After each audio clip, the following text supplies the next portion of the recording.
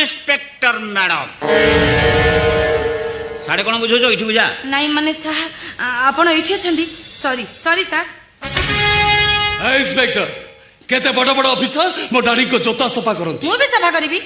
असुविधा कोन किंतु भद्रलोक मानकर मु जोता सफा करे आ अपराधी मानकु जोता खोली के बिटे ए महिला मैडम ओ कितनी दिन चाकरी करलनी बेसी नहीं सर मात्र 5 वर्ष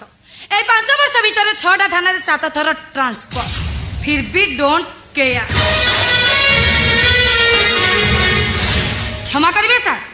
आपण को पुओ को कहतु भले जाई गाड़ी रे बसी आ ता नहले पूरा घाई मेला कर कथाटा को मीडिया वाला अजो थारे बढ़ाई देबे मते भी बेकारटारे परिश्रम करबा पड़िबो आ आपण को भावमूर्तिटा नष्ट होई जिवो